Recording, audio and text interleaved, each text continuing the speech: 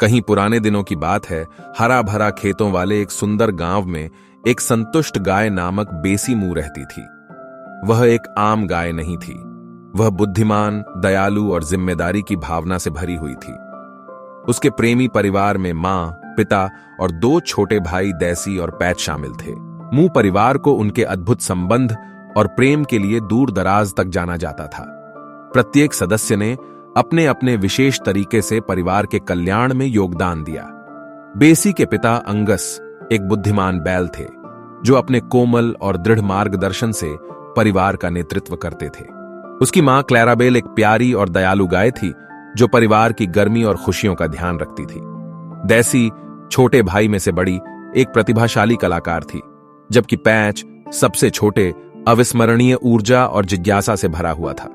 एक उज्जवल सुबह जब हरियाली खेतों के ऊपर चमक रही थी, बेसी के पिता ने परिवार के लिए एक मीटिंग बुलाई।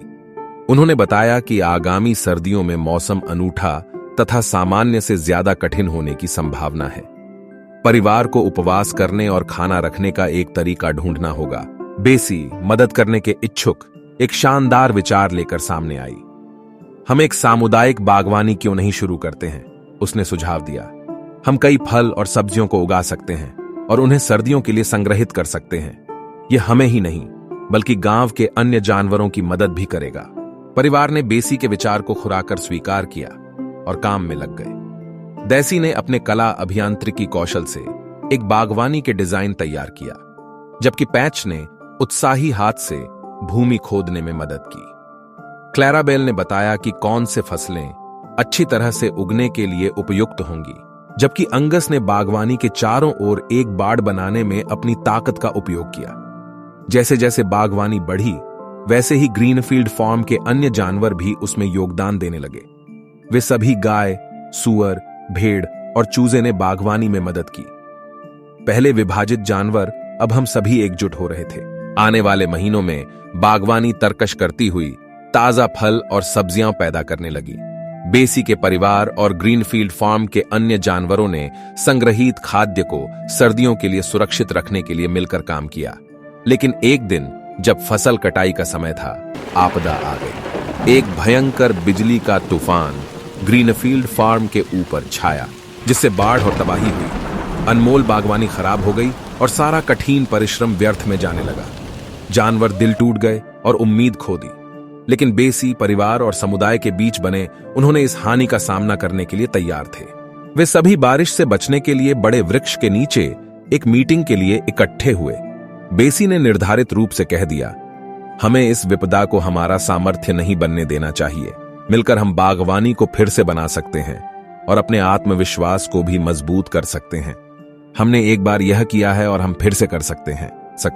बेसी के शब्दों से प्रेरित जानवर फिर से एकजुट हो गए।